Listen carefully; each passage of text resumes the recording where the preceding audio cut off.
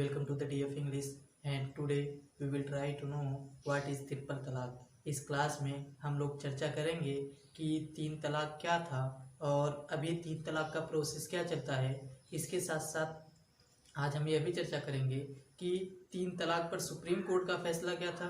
Supreme court के साथ साथ भारत सरकार का फैसला सुप्रीम कोर्ट पर क्या रहा, इन सभी के बारे में हम चर्चा करेंगे और यह भी जानने की कोशिश करेंगे कि तीन तलाक का इस्लाम में कंसेप्ट क्या है। चूँकि जो ये तीन तलाक है ये इसका जो रिलेशन है वो इस्लाम से है, मुसलमानों से है, तो हम इसका भी प्रोसेस जानने की कोशिश करेंगे कि तीन तलाक का प्रोसेस इस्लाम में क्या है।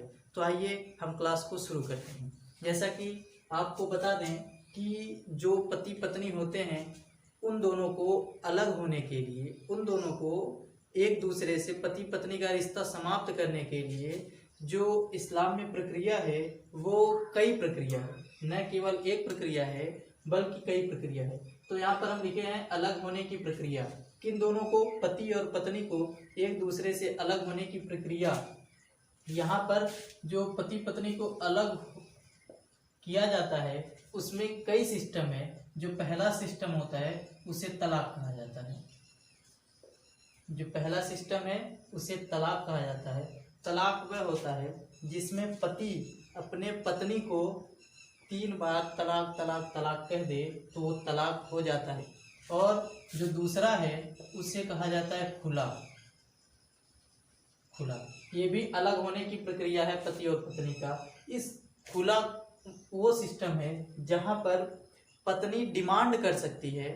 पत्नी क्या कर सकती है, अपने पति से डिमांड कर सकती है, मांग कर सकती है कि मुझे तलाक चाहिए। और फिर ये पति पे डिपेंड करता है कि उसको तलाक देता है कि नहीं। यदि पति उसको तलाक देता है तो अलग होने की प्रक्रिया को सपोर्ट करता है, तो वहाँ पर उस वर्ड को तलाक नहीं कहते हैं बल्कि खुला कहते हैं। खुला किसे कहेंगे, पत्नी का डिमांड हो और पति दे देता हो। तीसरा जो होता है उसे कहते हैं मुबारत। मुबारत याद रखिए, मुबारक नहीं है, मुबारत। मुबारत वो होता है जिसमें पति और पत्नी दोनों सहमत हों, ये दोनों चाहते हों कि हाँ हमें अलग होना है।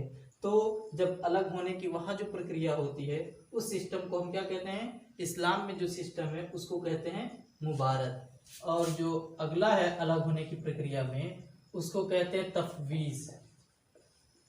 तफवीज तफवीज उसे कहते हैं जैसे मान लीजिए पति पत्नी रह रहे हैं, अब पति ने अपने पत्नी को यह अधिकार दिया हो, वह अपनी पत्नी को वचन दिया हो कि प्रिय पत्नी आपको जब भी हमसे तलाक चाहिए तो आप हमसे तलाक की डिमांड कर सकती हैं। वहाँ पर आप तफवीज कहा जाता है। अलग होने की प्रक्रिया वहाँ पर जो होती है उसे तफवीज कहा जाता है। इसी प्रकार एक वर्ड चलता है इस्लाम में जो अलग होने की प्रक्रिया को ही बताता है, लियान। लियान ये लियान वो होता है जिसमें कंफ्यूजन में तलाक हो जाता हो। पति पत्नी की इच्छा नहीं है परंतु कंफ्यूजिंग में इन दोनों का तलाक हो जाता हो, उस सिस्टम को कहते हैं लियान।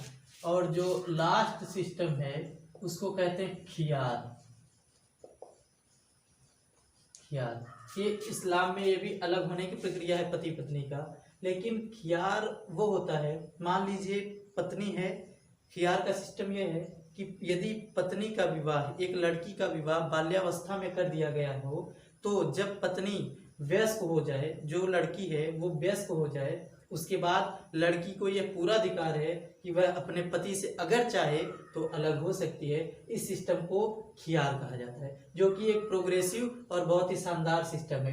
यहाँ पर हम इन सभी, देखिए ये सब जितने सिस्टम है ये पति पत्नी को अलग करते हैं, लेकिन जनरली लोग तलाक को ही जानते हैं। और आज की हमारी जो क्लास है वो तलाक पे है कि तलाक क्या है और तलाक कैसे दिया गया। साथ ही साथ आज हम समझेंगे कि सायरा बानो केस क्या था और इसके साथ साथ सुप्रीम कोर्ट का फैसला क्या था, इसको भी जानने की कोशिश करेंगे। अब यहाँ पर आज हम बात करेंगे तलाक की कि तलाक क्या है। जो देखिए 90% से 95% केसेस आते हैं वो तलाक से आते हैं, बल्कि न कि ये सभी 5-6 से आते हैं। आते हैं कहाँ से आते हैं? तलाक से आते हैं। 95% केसेस तलाक से ही आते हैं, जो कहते हैं कि हमें तलाक दिया गया या तलाक लिया गया। अब देखिए, तलाक, पहली बात समझते हैं कि तलाक का इस्लाम में क्यों रखा गया। ये जो तलाक है इसको इस्लाम में क्यों रखा गया और आज तलाक को इतना गलत कैसे समझा जाता है। तो देखिए, पहली बात, तलाक कोई गलत सिस्टम नहीं है, बल्कि तलाक एक अच्छा सिस्टम है। अच्छा भी नहीं कह सकते, बल्कि तलाक वह सिस्टम है जब पति पत्नी एक दूसरे से सहमत ना रहें। और मान लीजिए, तलाक इस्लाम में इसलिए रखा गया था कि पति जो पत्नी है, यदि पति उस पर ज्यादा अत्याचार करता हो तो पत्नी को ये अधिकार हो कि वो अब अपना रिलेशन छोड़ करके दूसरी जगह जा सके, इसलिए रखा गया था। इसी प्रकार इसलिए भी रखा गया था कि यदि एक पति पत्नी है और यदि पति को जो पत्नी है वो गलत मिल जाए और पति का उससे बनता न हो, तो पति को अधिकार हो कि वो अलग चल जाए। परंतु आज तलाक का मिसयूज किया जाता है, गलत यूज किया जाता है। गलत यूज का मतलब वहां पर यह किया जाता है कि हर बात बात पे लोग तलाक दे देते हैं। खाना में थोड़ा नमक कम पड़ जाए तो वहां पे लोग तलाक दे देते हैं। तो कई सिस्टम हो गए कि इसका मिसयूज होने लगा, इसका सही उपयोग न होकर के इसका दुरुपयोग होने लगा। अब कोई भी सिस्टम हो, अगर उसका सदुपयोग न होकर के दुरुपयोग होने लगता हो तो उसे बदल देना बेहतर पड़ता है, उसको परिवर्तन कर देना बेहतर पड़ता है। तलाक को जो इस्लाम में सिस्टम दिया गया था वो एक अच्छे दिशा के लिए दिया गया था कि जब ना सिस्टम बने तो दे दिया जाए, परंतु लोग इसका मिसयूज करने लगे, बात बात पे तलाक देने लगे, जो कि एक गलत सिस्टम हो गया। इसलिए अब तलाक पर कई याचिकाएं आई हाई कोर्ट, सुप्रीम कोर्ट में, और अंततः भी उस पर जिक्र किया जाएगा कि क्यों इसे खत्म किया गया। जैसे देखिए, अभी 10 जून 2020 की बात है, तमिलनाडु सरकार ने अपने यहाँ के तमिलनाडु राज्य में लगभग 1000 से ज्यादा राज्यों के नाम, 1000 से ज्यादा शहरों के नाम बदले, 1000 से ज्यादा शहरों के नाम बदले। जैसे उसमें था मदुरई, एक था मदुरई। अब यहाँ पे देखिए, जो मदुरई था MADURAI लिखा जाता था, अब इसे मथुरई कर दिया गया, MATHURAI। अब मथुरई इस क्यों किया गया? चूंकि यहाँ पे देखिए, जो वहाँ की संस्कृति है उससे मिलता जुलता वर्ड रहे। ये मदुरई ज्यादा ये उत्तरी भारत से मिलता था, जो कि दक्षिणी भारत वालों के लिए दिक्कत था। इसलिए वहाँ के कई नामों में स्पेलिंग में परिवर्तन कर वहाँ के लोगों के लिए वो आसान बना दिया, और 1000 से ज्यादा राज्यों के नाम परिवर्तन हुए। क्यों परिवर्तन किया गया? चूंकि देखिए, समय के साथ साथ हर चीज परिवर्तन होता है, इसीलिए इसमें भी परिवर्तन किया गया। अब हम बेहतर बढ़िया तरीके से समझेंगे कि तलाक का जो सिस्टम था, प्रोसेस था, वो क्या था। देखिए, इस्लाम में जो तलाक का सिस्टम है वो 2 है। जो इस्लाम में तलाक का सिस्टम है वो 2 है। इस्लाम में 2 है। एक को कहा जाता है सुन्ना, तलाके सुन्ना, और दूसरे को कहा जाता है तलाके बिद्दत। तलाके सुन्ना या सुन्नत, और दूसरा तलाके बिद्दत। तलाके सुन्नत उस तलाक को कहा जाता है जो तलाक मोहम्मद साहब से अटैच हो, जो तलाक मोहम्मद साहब से जुड़ा हो उस तलाक को तलाक सुन्नत कहा जाता है। और जो तलाक बाद में लोगों ने बना दिया हो उस तलाक को तलाक बिद्दत कहा जाता है। जो तलाक मोहम्मद साहब जब थे उस समय जो तलाक बनाए थे उस सिस्टम को कहते हैं तलाक सुन्नत, और जब इनके बाद लोगों ने जो तलाक में परिवर्तन कर दूसरा सिस्टम बना दिया उसे तलाक बिद्दत कहा जाता है। और जो 3 तलाक है, ये 3 तलाक तलाक सुन्नत नहीं है बल्कि तलाक बिद्दत है। अभी इसे विस्तार से समझते हैं। जो तलाक सुन्नत है इसे भी 2 पार्ट में बांटा गया था, एक तलाक अहसन, तलाक अहसन, और एक तलाक हसन। यहाँ देखिए, तलाक सुन्नत को 2 पार्ट में बांटा गया था, तलाक अहसन और तलाक हसन।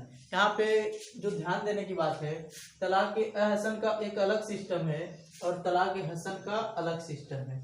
अब हम पहले समझते हैं कि तलाक़ हसन का सिस्टम क्या है, उसके बाद फिर समझेंगे तलाक़ हसन का सिस्टम क्या होता है। पहले देखते हैं तलाक़ हसन, इसमें क्या सिस्टम है, तलाक देने का प्रोसेस क्या रखा गया है, उसको समझते हैं। तलाक़ हसन का सिस्टम जो है, इसको जानने से पहले आप ये समझें कि कई लोगों को ऐसा लगता है कि जब तक कोई 3 बार तलाक तलाक तलाक ना कह दे तब तक तलाक नहीं होता है। कई लोगों को ऐसा लगता है, परंतु ये गलत धारणा है उनके अंदर। तलाक का सिस्टम जो है, यदि कोई व्यक्ति एक बार भी तलाक कह दे कि मैं तुम्हें तलाक देता हूं, तो वहां पर तलाक हो जाती है। कैसे होती है उसे समझते हैं। तलाक़ हसन का सिस्टम क्या है कि मान लीजिए एक पति है और एक पत्नी है, तो यहाँ पे पति ने अपने पत्नी को एक बार बोल दिया मैं तुम्हें तलाक देता हूँ। एक बार इसने कह दिया कि मैं तुम्हें तलाक देता हूँ। अब जब पति ने एक बार अपने पत्नी को कह दिया कि मैं तुम्हें तलाक देता हूँ या मैं तुम्हें तलाक दिया, तो यहाँ पर पत्नी का जो पत्नी पर तलाक का वर्ड जाएगा वो तलाक हो जाता है। अब पति और पत्नी में तलाक हो जाएगा, बशर्ते यहाँ पर अब इनको इद्दत की अवधि तक इंतजार करना पड़ेगा। इद्दत की अवधि का मतलब 3 माह तक। इद्दत की अवधि का मतलब 3 माह तक इन्हें रुकना पड़ेगा। साधारण लैंग्वेज में समझें तो एक जो पुरुष है उसने अपनी पत्नी को केवल एक बार कहना है कि मैंने तुम्हें तलाक दिया, उसके बाद फिर 3 महीना इद्दत की अवधि तक रुकना है। इद्दत की अवधि का मतलब कि 3 महीने तक पति पत्नी उसी घर में रहेंगे जिस घर में वो रह रहे हैं। अगर इन 3 महीने के अंदर पति पत्नी के बीच रिलेशनशिप बन जाता है, फिजिकल कांटेक्ट हो जाता है, तो ये तलाक फिर तलाक नहीं होगा, फिर ये तलाक अमान्य हो जाएगा। लेकिन यदि इन 3 महीने के अंदर उनके बीच फिजिकल कांटेक्ट नहीं बनता है और ये तलाक एक बार बोल दिए हैं, उसके बाद 3 महीने तक फिजिकल कांटेक्ट नहीं बनता, तो फिर 3 महीने के बाद पति पत्नी का तलाक मुकम्मल हो जाता है। पति अपने घर जा सकता है और पत्नी अपने घर जा सकता है। तलाक का सिस्टम ये था। तलाक हसन का सिस्टम ये है कि एक ही बार बोलना है और फिर 3 महीने तक इंतजार करना है। 3 महीने का सिस्टम देखिए इसलिए रखा गया था कि यदि पति जोश में आकर के, गुस्से में आकर के अपनी पत्नी को अगर तलाक दे दे, फिर 3 महीना उसके पास समय है कि फिर वो दोनों रुजू कर लें। रुजू का मतलब कि फिर वो दोनों सहमत हो जाएं कि अरे वो तो हम गुस्से में बोल दिए थे, चलो हम फिर से एक साथ रहेंगे। फिर इन 3 महीने के अंदर यदि फिजिकल कॉन्टेक्ट बन जाता है तो फिर वो तलाक नहीं होता है। लेकिन अगर फिजिकल कांटेक्ट नहीं बना तो फिर 3 महीने के बाद ये तलाक हो जाता है। अब मान लीजिए कि इन दोनों के बीच तलाक हो गया, फिर बाद में इन दोनों को एहसास हुआ या लड़के को एहसास हुआ या लड़की को एहसास हुआ कि नहीं अब हम फिर से एक साथ रहना चाहते हैं। तलाक हो गया, ये अपने घर जाएंगे, ये अपने घर जाएंगे, लेकिन फिर अब इन दोनों को लग रहा है कि नहीं हम एक साथ रहना चाहते हैं। तो फिर क्या होगा, ये दोनों फिर से आपस में विवाह कर सकते हैं। इनके बीच कोई दूसरा व्यक्ति रुकावट बनकर नहीं आना चाहिए, ये सिस्टम है। अब फिर वो दोनों चाहें तो फिर एक लोग जो हैं दोनों, ये फिर से विवाह आपस में कर सकते हैं और इनके बीच जिस तरीके से निकाह होता है, जैसे एक पुरुष पत्नी का विवाह होता है, सेम उसी तरीके से फिर दूसरी बार ये दोनों विवाह कर सकते हैं। लेकिन अब मान लीजिए दूसरी बार भी ये दोनों विवाह कर लिए, कुछ समय तक फिर से साथ चला, फिर ए ने अपने पत्नी को एक बार बोल दिया मैं तुम्हें तलाक देता हूँ। हो सकता है मान लीजिए फिर झगड़ा हो गया, फिर पति ने अपने पत्नी को बोल दिया मैं तुम्हें तलाक देता हूँ। फिर यही सिस्टम अपनाया जाएगा कि तलाक तो एक बार बोल दिया है, उसके बाद वही 3 महीना इद्दत की अवधि तक इंतजार करना है। उसके बाद फिर 3 महीने के बाद यदि उन दोनों के बीच फिजिकल कांटेक्ट नहीं बना तो फिर दूसरा भी तलाक हो जाता है, अर्थात फिर ये अपना अलग हो गया और पत्नी अलग हो गई। ये दूसरा सिस्टम है कि दूसरी बार भी यदि कोई तलाक दे तो हो जाता है। अब देखिए यहाँ पर फिर मान लीजिए पति अलग हो गया है, पत्नी अलग हो गया है, फिर कुछ समय 2 साल 3 साल बाद लगा कि नहीं यार कुछ भी हो, हमारी पत्नी थी या हमारा पति था, हम दोनों एक साथ ही रहेंगे। फिर ये दोनों विवाह मान लीजिए करना चाहते हैं, फिर वही नए तरीके से फिर ये दोनों विवाह कर लेंगे। तीसरी बार की बात कर रहे हैं, विवाह कर लेंगे और फिर ये पति हो गए और ये पत्नी हो गए। अब यहाँ पर देखिए, अब ये जो सिस्टम है, पति पत्नी फिर से विवाह कर लिए तीसरी बार। अब तीसरी बार मान लीजिए फिर पति और पत्नी रह रहे हैं और पति ने फिर से बोल दिया कि मैं तुम्हें तलाक देता हूं। जब तीसरी बार, लास्ट बार देखिए 2 बार हो गया, तीसरी बार जब तलाक बोलेगा तो तीसरी बार तलाक बोलने पर जैसे ही बोल दिया मैं तुम्हें तलाक देता हूं तो अब ये पति पत्नी एक दूसरे से अलग हो गए। अब यहाँ पर 3 महीने की इंतजार की जरूरत नहीं है। तीसरी बार जैसे ही उसने बोला मैं तुम्हें तलाक देता हूं तो पति अलग हो गया और पत्नी अलग हो गया। अब ये दोनों फिर एक दूसरे से विवाह नहीं कर सकते हैं, क्योंकि 2 बार ऑफर दिया गया इनको बढ़िया से कि हाँ आप दोनों अगर मान लीजिए तलाक दे रहे हैं फिर से शादियां कर सकते हैं, शादी एक दूसरे से कर सकते हैं। परंतु तीसरी बार फिर ये उनको एहसास हो जाना चाहिए कि ये हमारे साथ मजाक चल रहा है, इसलिए यहाँ पे रोक दिया गया कि अब तीसरी बार मान लीजिए जब तलाक दे दो फिर ये दोनों एक दूसरे से शादी अब नहीं कर सकते हैं। ये सिस्टम चलता है तलाक़े हसन का, जो कि इस्लाम का सबसे अच्छा तलाक माना जाता है। वो तलाक़े हसन है जो कुरान में इसका जिक्र है। कुरान में तलाक सुन्ना और तलाक़े सुन्ना में तलाक़े हसन का जिक्र, सूरह कुरान में जो तलाक का जिक्र है उसका जिक्र है सूरह बकरा सूरह नंबर 2 आयत नंबर 228 में तलाक़े हसन का जिक्र किया गया है, जो कि बहुत ही बढ़िया तरीके से बताया गया है कि यदि एक पति पत्नी तलाक लेना चाहें तो एक ही बार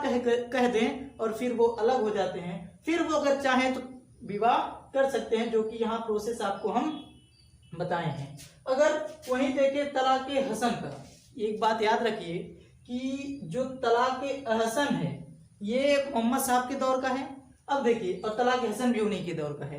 तलाक़े हसन को पहले समझते हैं फिर आगे इस पे बात करते हैं। तलाक़े हसन में क्या है कि एक व्यक्ति 3 बार अपने लाइफ में तलाक बोल सकता है। वैसे तो पूरा सिस्टम है कि एक व्यक्ति अपने लाइफ में 3 मर्तबा 3 बार केवल तलाक वर्ड का यूज कर सकता है। अब यहां पर मान लीजिए उसने तलाक देना है तो 3 महीने के अंदर, तलाक़े हसन का सिस्टम क्या है, 3 महीने के अंदर हर महीने एक तलाक दे। 3 महीना उसे एक महीना तलाक दे। पहले महीने में एक बार कहे मैं तुम्हें तलाक देता हूं, फिर दूसरे महीने में भी कहे कि मैं तुम्हें तलाक देता हूं, और फिर यही हाल तीसरे महीने में रहे कि मैं तुम्हें तलाक देता हूं। और अब जो कि 3 महीने हुए, अब तीसरी बार जब तलाक बोला तीसरे महीने में, इसके बोलने से 1 दिन पहले या 1 घंटा पहले जैसे ही तीसरी बार बोला है तीसरे महीने, उसके पहले का जो पूरा समय है ये पूरा समय गिना जाएगा इद्दत की अवधि। इद्दत की अवधि का मतलब मोटी मोटा हम आपको बताएं 3 महीना। नहीं तो यदि वो औरत प्रेग्नेंट है, इस दौरान जब बोला जा रहा है इस दौरान वो प्रेग्नेंट है, तो जब तक कि वो बच्चा या बच्ची पैदा नहीं हो जाता है तब तक इद्दत की अवधि माना जाता है। इसलिए कहा गया है कि जब औरत एकदम साफ सुथरी रहे तो फिर तलाक का प्रोसेस अपनाना चाहिए। जब तीसरी बार वो तलाक बोल दिया और इन दोनों के बीच अर्थात तीसरी बार तलाक बोलने से पहले तक का समय, यहां से यहां तक का पूरा समय जो है ये पूरा समय माना जाएगा इद्दत की अवधि। ये नहीं कि अलग से फिर इसके बाद फिर इद्दत जोड़ा जाएगा, नहीं, तीसरी बार बोलने से पहले तक की इद्दत की अवधि रहेगी। और जैसे ही तीसरी बार तलाक बोल दिया फिर तीसरे महीने, अब यहां से पति अलग हो जाता है और पत्नी अलग हो जाती है। यह सिस्टम था तलाक़े हसन का। अब देखिए तलाक़े हसन में ऐसा सिस्टम क्यों किया गया उसे हम समझते हैं। अब देखिए, यदि कोई व्यक्ति को तलाक देना है तो उस व्यक्ति को तलाक़े सुन्ना की तरह इस तरीके से तलाक देना चाहिए, न कि एक बार में आके तलाक तलाक तलाक बोल दे। ये सिस्टम क्या है, पहले देखिए एक बात आपको बता दें कि मोहम्मद साहब के दौर में यदि कोई व्यक्ति अपने पत्नी को 3 बार तलाक बोल देते थे एक बार में, मतलब कि वो एक ही बार 3 बार तलाक बोल दिया, एक ही टाइम में गुस्से में बोल दिया मैं तुम्हें तलाक तलाक तलाक देता हूं। अब वहां पे उस व्यक्ति ने जो 3 तलाक बोला है वो 3 तलाक एक ही तलाक मानी जाती थी उनके दौर में। फिर उसके बाद कुछ लोग आए, फिर कुछ समय बाद इस सिस्टम को 3 कर दिया गया। इस सिस्टम को क्या कर दिया गया, 3 कर दिया। देखिए मोहम्मद साहब के दौर में यदि कोई व्यक्ति 3 तलाक एक बार में देता था तो वो 3 तलाक एक तलाक मानी जाती थी, परंतु इसको बाद में परिवर्तन कर दिया गया और बाद में सिस्टम किया गया कि अब यदि कोई व्यक्ति 3 बार तलाक बोल दिया, भले ही एक ही समय में बोल दिया हो, तो वो 3 तलाक 3 मानी जाएगी, 1 नहीं मानी जाएगी। और इस सिस्टम को कहते हैं तलाक़े बिद्दत। अब देखिए ऐसा क्यों किया गया, क्योंकि देखिए पहली साधारण मतलब समझिए कि यदि कोई कानून चलता हो, उस कानून का सजा अगर हम थोड़ा टाइट कर दें, थोड़ा टफ कर दें, तो फिर जो उसके प्रति काम किए जाते हैं उसकी संख्या घटने लगती है। जैसे कहने का मतलब मेरा है कि भारत में एक होम मिनिस्टर गुजरे हैं, उनका नाम था लाल कृष्ण आडवाणी।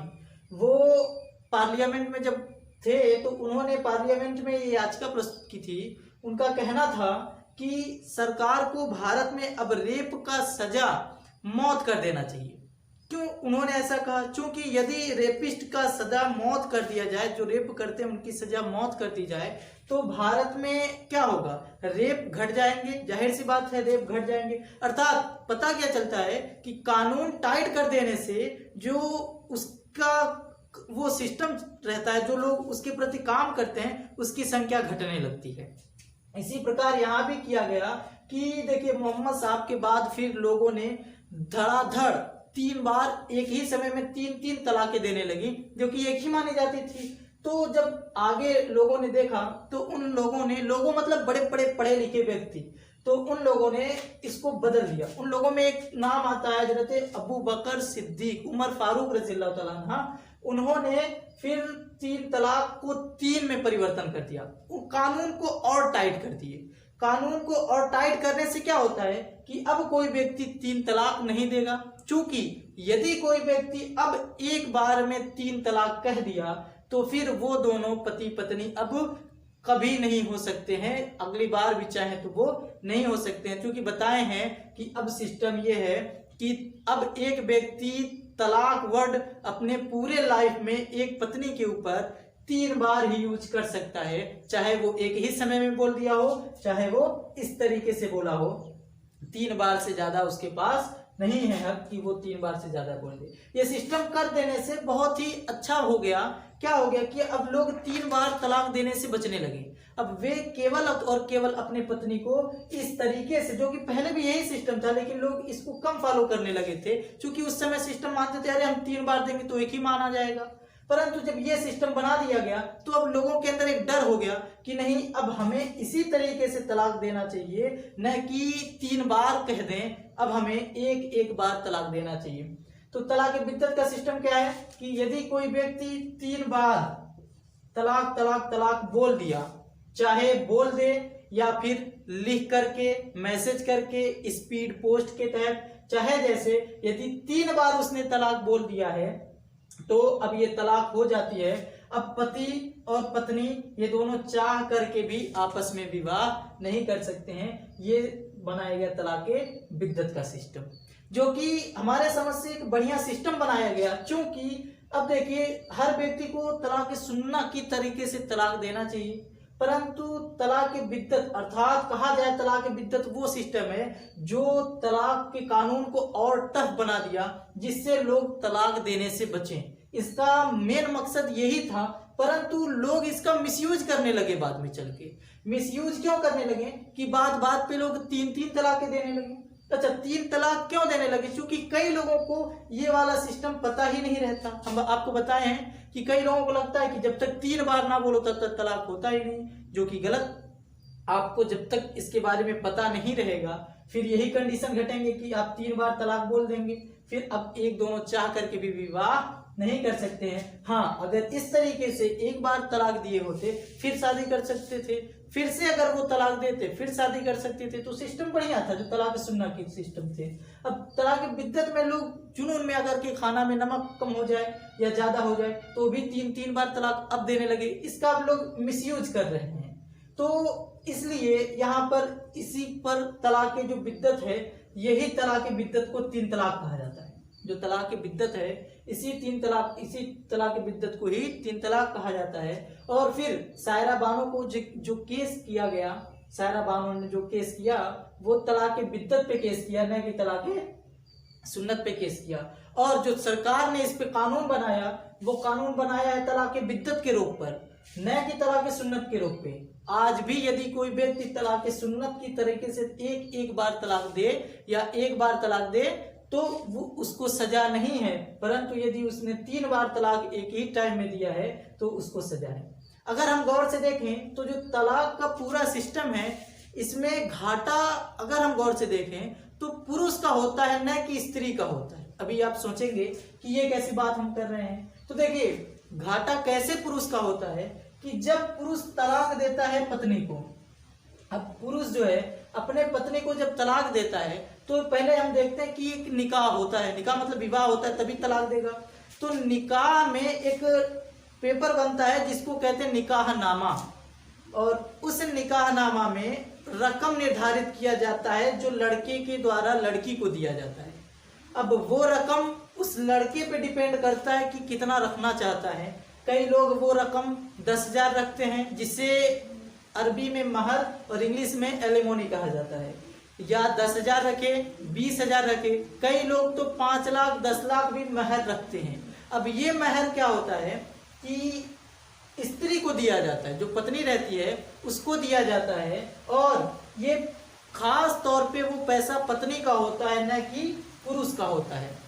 और वो पत्नी को यदि तलाक होने तक पैसा नहीं दिया है तो जब तलाक होगा तो उसको पत्नी को महर दे देना है। महर का मतलब जो भी निर्धारित किया गया हो, 5 लाख हो या 10 लाख हो, जो महर निर्धारित निकाहनामा में किया गया होगा, यदि उसने नहीं दिया है तो हर हाल में तलाक के समय उसको वो महर देना है, और वो औरत महर लेकर के फिर अलग हो जाएगी, फिर पुरुष अलग हो जाता है। इसमें फायदा अगर हम देखें तो स्त्री का ही हुआ कि उसको महर मिल गया। अच्छा, गरीब औरतों में क्या होता है कि महर कम रखा जाता है। गरीब पुरुष औरतों में महर की वैल्यू कम रखी जाती है, 5,000 10,000।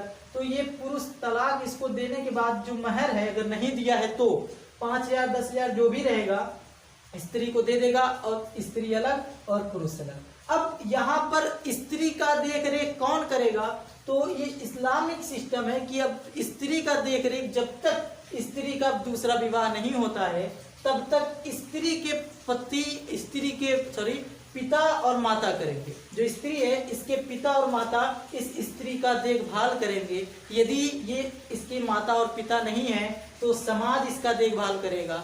यदि समाज भी स्पष्ट सही नहीं है, दूसरे समाज में सोसाइटी में रह रही है, तो फिर इसका देखभाल इस्लामिक कंट्री करेगा, मुस्लिम कंट्री करेगा या मुस्लिम लोग करेंगे। ये सिस्टम है कि औरत का देखभाल तब तक करे जब तक फिर इसका दूसरा विवाह ना हो जाए। वहीं पे जो लड़का है, यदि लड़का फिर तलाक दे दिया, पैसा भी लड़की को देना पड़ा। अब यहाँ पे लड़का दूसरा विवाह करेगा तो दूसरे पत्नी को भी वो पैसा देगा जिसे महर कहेंगे, उसे फिर वहां भी पैसा देना पड़ेगा, और पहली पत्नी को छोड़ने में भी जो पैसा निर्धारित किया गया महर वो देना पड़ेगा। इसलिए कहा जाए तो देखा जाएगा कि औरत का घाटा नहीं है, इसमें घाटा पुरुष का होता है यदि हम वास्तविक रूप से समझें। अच्छा, कई लोग कहते हैं कि तलाक देने में जो अधिकार दिया गया है वो पुरुष को ही दिया गया है, औरत को नहीं दिया गया है। तो हम ऊपर जिक्र किए हैं कि देखिए इस्लाम में पुरुष को भी अधिकार है कि वो तलाक दे सकता है, औरत को भी अधिकार है कि वो तलाक ले सकती है। जो औरत को अधिकार है उसे हम बताएं कि उसको कहते हैं खुला।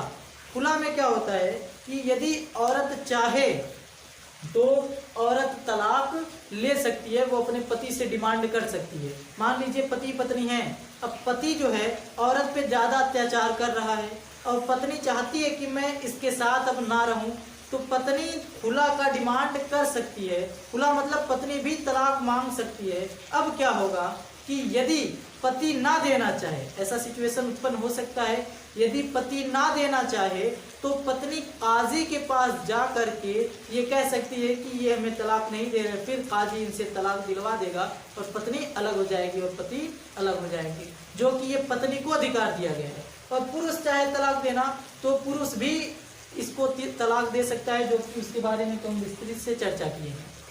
अब यहाँ देखिए खुला में भी सिस्टम दिया गया, अर्थात कहें तो औरत को भी अधिकार दिया गया है तलाक लेने का, पुरुष को भी अधिकार दिया गया है तलाक देने का, इन दोनों सिस्टम में अगर हम देखें तो पूरा जो औरतों या पुरुष का अलग होने की प्रक्रिया है वो दोनों को समानता के बारे में बताता है, न कि असमानता के बारे में। हाँ, अगर हम इस्लामिक सिस्टम से पूरा चले तो, लेकिन अगर हम वही बार बार नमक ज़्यादा होने पे या पसंद ना होने पे कुछ भी बार बार 3 तलाक देते हैं तो ये 3 तलाक को ज़्यादा अच्छा नहीं माना जाता, चल जाता है, परंतु वास्तविक तौर पे यदि आपको तलाक देना हो अपने पत्नी को तो एक ही बार तलाक वर्ड का यूज़ करें और फिर 3 महीना इद्दत की अवधि तक रुकें, फिर तलाक हो जाएगा, पति अपने घर जाए, पत्नी अपने घर जाए, जो कि बहुत अच्छा सिस्टम है। फिर वो दोनों चाहें तो एक दूसरे से विवाह कर सकते हैं, ये अच्छा सिस्टम था। लेकिन चूंकि सायरा बानो जो अभी जिसके बारे में जिक्र होगी,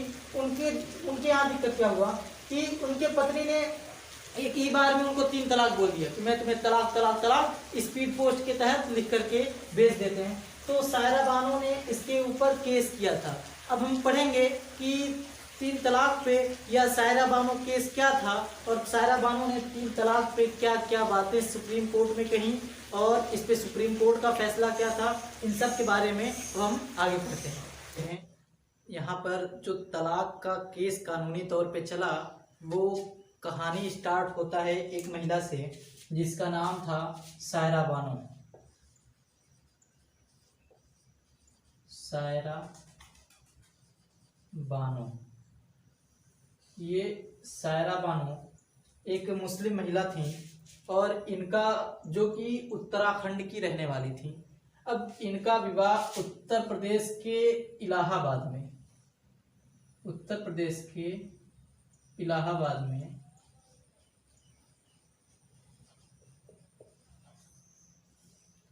इनका विवाह होता है एक पुरुष के साथ। और उत्तर प्रदेश में जिस पुरुष के साथ विवाह होता है ये कुछ दिन तक उस पुरुष के साथ रहती हैं। उसके बाद फिर इनके और इनके पति के बीच दहेज के नाम पर झगड़ा हो जाता है। अब झगड़ा जब हो जाता है तो फिर सायरा बानो अपने मायके चली जाती हैं। तलाक उलाक नहीं हुआ है, सायरा बानो अपने मायके चली जाती हैं।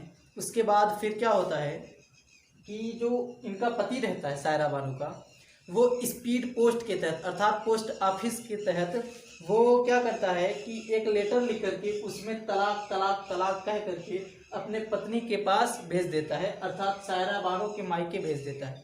अब सायरा बानो जब उसे पाती हैं तो देखती हैं कि ये क्या, मेरे साथ तो अन्याय हुआ कि एक व्यक्ति बगैर मेरे मौजूदगी के लेटर पे लिख करके मुझे दिया और मेरा जो उसके साथ इतने साल से रिलेशन था वो 1 मिनट में समाप्त हो गया।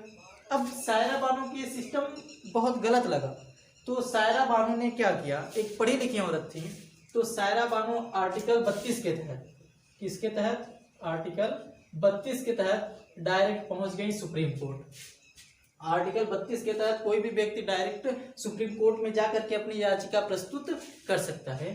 तो सायरा बानो भी आर्टिकल 32 के तहत डायरेक्ट सुप्रीम कोर्ट जाकर के अपनी याचिका प्रस्तुत की। वहां पर सायरा बानो न केवल 3 तलाक की मुद्दा उठाई, बल्कि जो इनके साथ घटित हुआ वो 3 तलाक तो था ही था,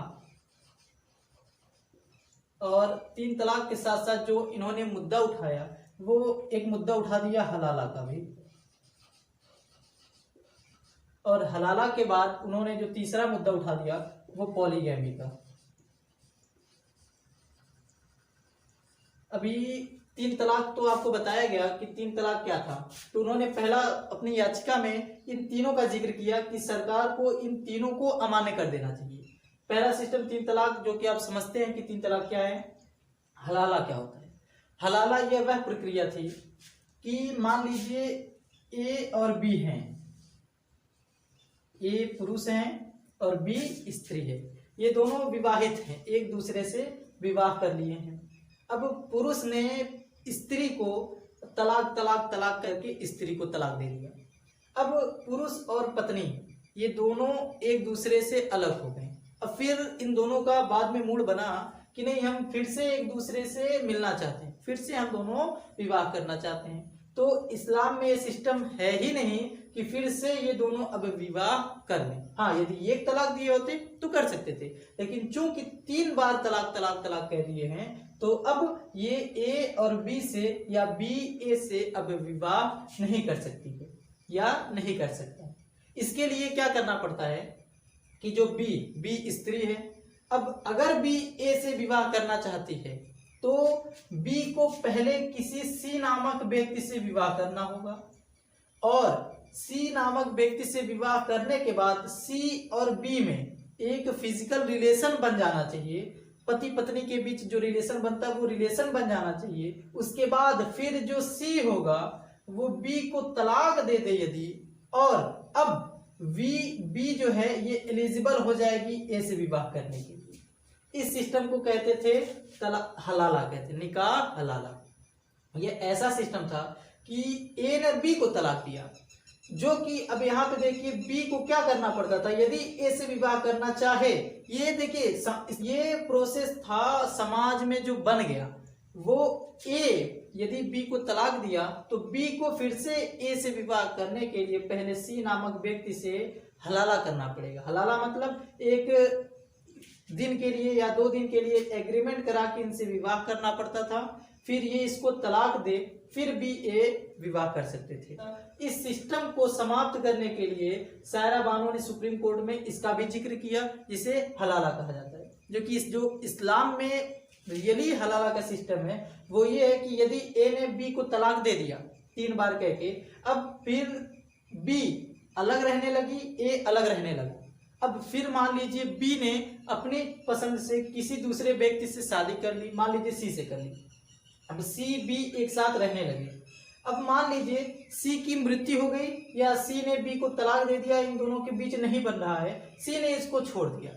अब फिर बी ए से फिर से विवाह कर सकती है, और इस सिस्टम को इस्लामिक सिस्टम का हलाला कहते थे। रिपोर्ट है मुस्लिम महिला संगठन, ये भारत में महिलाओं की रिपोर्ट जारी करती है, महिलाओं के बारे में रिसर्च करती है, मुस्लिम महिलाओं की। इसने एक रिपोर्ट में पाया कि कई सारे सोसाइटी में ऐसे व्यक्ति हैं जो हलाला करवाते हैं। ये जो सी वाला पुरुष है इसको खोज कर लाते हैं, और इसका फीस 20,000 से लेकर के 50,000 और 50,000 से लेकर के 1 लाख के बीच में पाया जाता है कि सी इतना पैसा लेगा, बी देगा भी, और फिर सी उसको फिर छोड़ भी देगा। इस प्रोसेस को क्या कहते हैं, निकाह हलाला। तो सायरा बानो ने कहा कि ये हलाला वाला सिस्टम भी समाप्त होना चाहिए, 3 तलाक का होना ही चाहिए, हलाला का भी समाप्त होना चाहिए। और जो तीसरा था वो पॉलीगैमी था। पॉलीगैमी का मतलब कि एक जो पुरुष है, मुस्लिम पुरुष, ये इस्लाम में सिस्टम है कि एक मुस्लिम पुरुष 4 तक शादियां कर सकता है। कितनी शादियां कर सकता है? 4 महिलाओं के साथ विवाह कर सकता है। अब जो इस्लाम में सिस्टम है कि एक पुरुष 4 तक विवाह कर सकता है, वो उसके लिए 2 कंडीशन है। वो कब कर सकता है? जो पहला कंडीशन है, देखिए आज का जो हमारा क्लास चल रहा है इसमें आपको कोई धर्म लेकर नहीं चलना है, न ही आपको जातिवाद लेकर चलना है, बल्कि आपको भारत का एक नागरिक होकर के ये सभ्यता के साथ समझना है, पूरी जिम्मेदारियों के साथ इसको समझना है कि क्या सही है और इसमें क्या गलत है, साथ साथ क्या परिवर्तन किया गया और क्या आगे परिवर्तन होगा, अभी उस पर हम चर्चा करेंगे। तो यहाँ पर देखिए हमें हर धर्म की अच्छी चीज़ों को भी समझना चाहिए, बुरी चीज़ों को भी समझना चाहिए, और जो अच्छी चीज़ हो उनको एक्सेप्ट करना चाहिए। तो देखिए पॉलीगैमी का इस्लाम में कंसेप्ट है, मतलब एक पुरुष 4 विवाह तक कर सकता है। अब कब कर सकता है, उसके लिए 2 कंडीशन है। पहला, या तो पुरुष की संख्या कम हो, जो मैन है, मैन की संख्या क्या हो, कम हो, और विमेन की संख्या ज्यादा हो। दूसरा सिस्टम क्या है कि एक पुरुष जब अपने पहले पत्नी के बाद दूसरी पत्नी से जब विवाह करेगा तो जो दूसरी पत्नी है इसके साथ वही न्याय होना चाहिए जो पहली पत्नी के साथ होता है, और जो पहली पत्नी के साथ न्याय होता है वही दूसरी पत्नी के साथ न्याय होना चाहिए। अर्थात वो दोनों महिलाओं को बराबर का हक दे। यदि दोनों महिलाओं को बराबर का हक देने लायक नहीं है तो वो एक से ज्यादा विवाह नहीं कर सकता। इस्लाम में 2 कंडीशन थे, यदि वो इस दोनों को फुलफिल करता है तभी वो एक से ज्यादा स्त्रियों को रख सकता है। लेकिन सायरा बानो ने कहा चूंकि ये दोनों कंडीशन समाज में आज उल्टा पाया जाता है, तीनों कंडीशन, हलाला का भी सिस्टम लोग आज मिसयूज कर रहे हैं, 3 तलाक का भी और पॉलीगैमी का भी। तो इसलिए सायरा बानो ने कहा कि सुप्रीम कोर्ट को चाहिए कि इन तीनों सिस्टम को असंवैधानिक घोषित कर देना चाहिए। वहां पर सायरा बानो जो थी,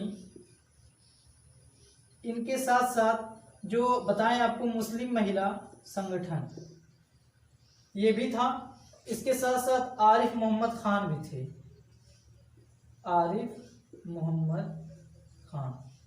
ये तीनों एक तरफ से सुप्रीम कोर्ट में लड़ रहे थे, जो इन तीन सिस्टम को बंद करवाना चाहते थे, और जो दूसरी तरफ थे वो बानो के हस्बैंड थे, plus all India Muslim personal law board. अभी ये all India Muslim personal law board क्या है, इसके बारे में हम नेक्स्ट क्लास में विस्तृत से चर्चा करेंगे, अभी उस पर हम आते हैं। तो जो बानो की तरफ से थी, सायरा बानो के, वो मुस्लिम महिला संगठन भी था, और आरिफ मोहम्मद खान, ये तीनों चाहते थे कि सिस्टम को सरकार असंवैधानिक घोषित करे।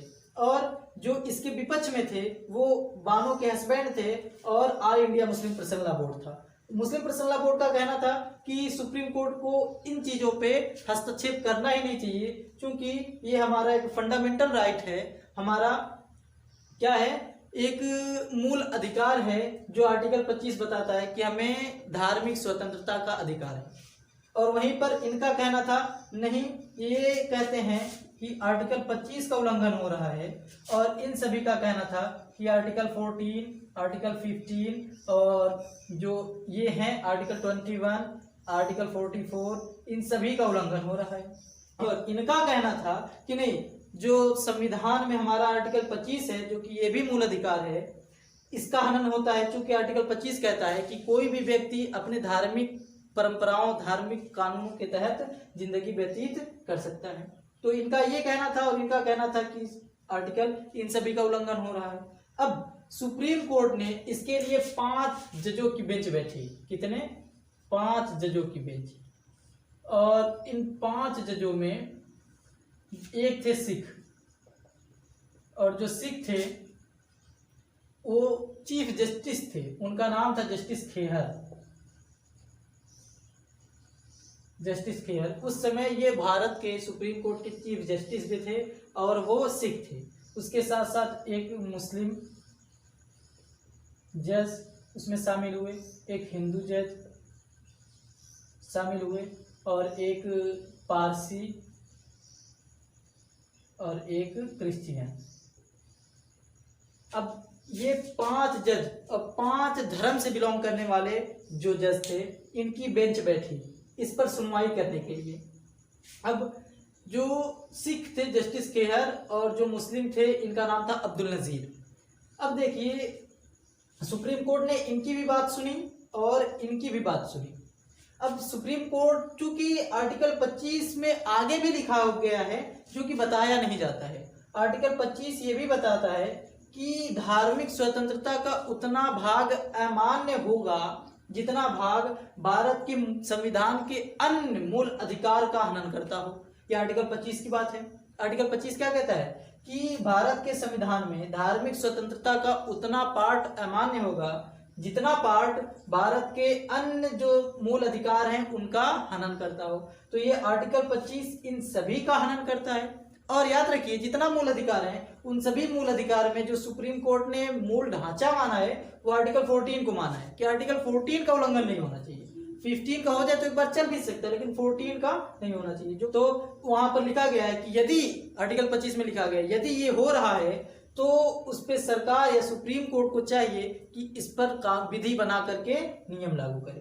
तो चूंकि अब सुप्रीम कोर्ट के पास संविधान के तरफ से यह अधिकार था कि इस पर सुनवाई करे, तो सुप्रीम कोर्ट ने केवल 3 तलाक पर सुनवाई किया। हलाला और पॉलीगैमी, इस पर सुप्रीम कोर्ट ने सुनवाई नहीं किया, बल्कि 3 तलाक पर। और ये सुनवाई 2017 की बात बता रहे हैं हम आपको। तो 3 तलाक की केवल सुनवाई की, और उसमें 3-2 के बहुमत से फैसला आया।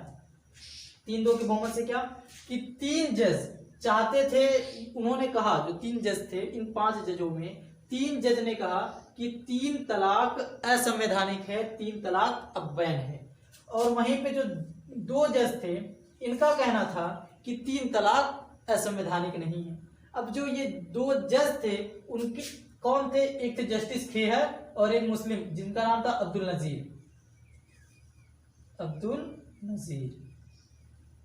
ये दो जज, इनका कहना था कि 3 तलाक असंवैधानिक नहीं है, और ये डायरेक्ट ये नहीं कह रहे कि 3 तलाक नहीं ये गलत, इनका फैसला इन तीनों का, हमारा 2 का सही है, बल्कि वो ये कहे कि इन 3 तलाक पर से जो ये है चीफ जस्टिस और जो मुस्लिम है नजीर, इन दोनों का कहना ये था कि इस पर सरकार को चाहिए, पार्लियामेंट को चाहिए कि इस पर विधि बनाकर, कानून बना करके लागू करे। और ये जो 3 जज थे, हिंदू थे, पारसी थे, क्रिश्चियन थे, इन्होंने तो अपना फैसला पहले ही बता दिया, लेकिन ये जो 2 थे इनका कहना था कि इस पे सरकार को कानून बनाना चाहिए।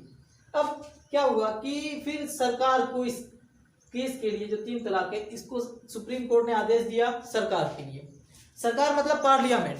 और 2017 में जैसा कि हम आप जानते हैं कि बीजेपी की सरकार थी, तो जो 2017 में बीजेपी ने लोकसभा से इसको पास करवा लिया। किसको? 3 तलाक को 2017 में दिसंबर माह में 3 तलाक को पास करवा लिया बीजेपी ने, चूंकि उसमें बीजेपी की मेजोरिटी थी, परंतु राज्यसभा में पास न हो पाया। अब राज्यसभा में पास नहीं हो पाया तो सुप्रीम कोर्ट, ये लोकसभा ने अध्यादेश जारी किया, फिर एक अध्यादेश जारी किया, परंतु फिर भी पास नहीं हो पाया। जब पास नहीं हो पाया, इनके बीच लगभग 2 साल का अरसा गुजर गया।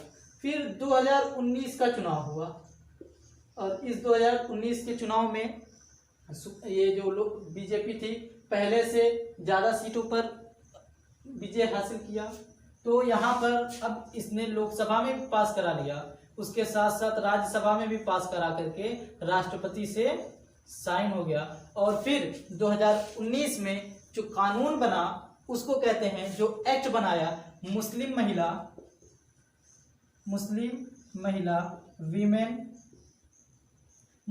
प्रोटेक्शन ऑफ राइट, मुस्लिम महिला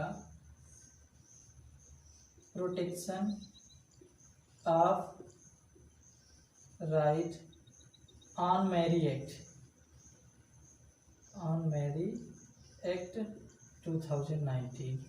ये एक्ट बना, मुस्लिम महिला protection of right on marry act 2019। ये एक्ट बनाया किसने?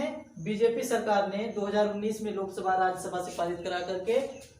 और इस एक्ट में ये लिखवा दिया गया कि अब यदि कोई भी व्यक्ति, 3 तलाक तो मुस्लिम ही देते थे, तो अब कोई भी मुस्लिम व्यक्ति यदि 3 तलाक देता है तो उसको 3 साल तक का जेल हो सकता है।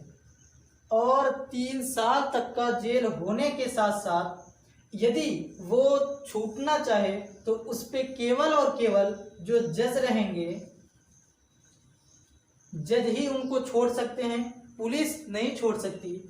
या तो जो पत्नी है, पत्नी फिर अपना केस वापस ले ले तब वो छूट सकते हैं। ये प्रावधान मुस्लिम महिला protection of right on marry act 2019 वाले कानून में ये व्यवस्था किया गया।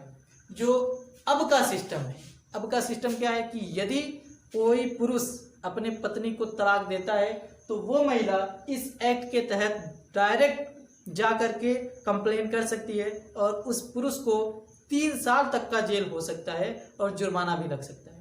ये तलाक का आज सिस्टम सरकार ने बना दिया है। अब देखिए यहाँ पर जो तलाक बना तो इस पे कई लोग विवाद भी किए, कई लोगों को लगा नहीं ये गलत हो रहा है, ऐसा नहीं होना चाहिए था। लेकिन हमें देखिए प्रोग्रेसिव सिस्टम बनाना चाहिए, भारत सरकार को प्रोग्रेसिव सिस्टम चाहिए, मतलब ऐसा सिस्टम जिसमें किसी दूसरे लोगों को हानि ना हो बल्कि सबको एक समान का अधिकार मिले। अभी देखिए जैसे सरकार ने CAA, NRC ये सब बनाए हैं, इसके साथ साथ जो सरकार ने NRC लागू किया है, अभी ये सब तो कम विवादित हैं। अभी जो सरकार की नेक्स्ट प्लानिंग है जिससे कह रहे हैं यूनिफॉर्म सिविल कोड, जब सरकार यूनिफॉर्म सिविल कोड लाएगी जो आज तक आज़ादी के बाद से आज तक का हमारे समझ से सबसे विवादित टॉपिक होने वाला है, क्योंकि इसमें वो सभी चीज़ों को समाप्त किया जाएगा जो भारत के सभ्यता, भारत के जो कानून है इसके खिलाफ होते हैं उन सभी सिस्टम को समाप्त किया जाएगा। जैसे अभी देखिए चलता है कि जो होते हैं जीव यहूदी में आज तक सिस्टम नहीं है कि वो तलाक ले लें। अगर एक यहूदी पति पत्नी है तो वो एक दूसरे से तलाक ले ही नहीं सकते, वो उनके धर्म के अनुसार भी है और भारत के संविधान में भी अभी यही है कि वो एक दूसरे से तलाक नहीं ले सकते। इन सब सिस्टम को समाप्त सरकार करेगी, उसमें बताया गया यूनिफॉर्म सिविल कोड। साथ साथ ये भी होगा कि जो all India Muslim personal law board के कई कानून हैं, जैसे हलाला हो गया, पॉलीगैमी हो गया, और भी है जैसे ये जमीन का बंटवारा, इस्लाम का सिस्टम क्या है, कई ऐसे सिस्टम हैं जिनको सरकार यूनिफॉर्म सिविल कोड में पेश करेगी और उसे एक एक्ट के तहत इसे लागू करेगी। हम जहां तक जानते हैं कि इसे सरकार लागू कर देगी, ये अभी कोरोना वायरस का दिक्कत है, इसके बाद शायद सरकार इस पर सुनवाई करे। इसके लिए हम आपको एक नया क्लास यूनिफॉर्म सिविल कोड के बारे में बताएंगे, जिसमें आपको all India Muslim personal law board क्या था, इसमें क्या क्या कानून चलते हैं, इसके साथ साथ जो मुसलमान, हिंदू, सिख, पारसी, यहूदी, उनके जो ये सब के सिस्टम है तलाक और विवाह का, इन सब के बारे में हम यूनिफॉर्म सिविल कोड वाले चैप्टर में चर्चा करेंगे। उम्मीद करते हैं आपको ये क्लास समझ में आया होगा। यदि ना समझ में आया हो तो वीडियो को पॉज कीजिए और फिर उसे पीछे करके देखिए, बेहतर तरीके से समझ में आया होगा। धन्यवाद। जय हिंद, जय भारत।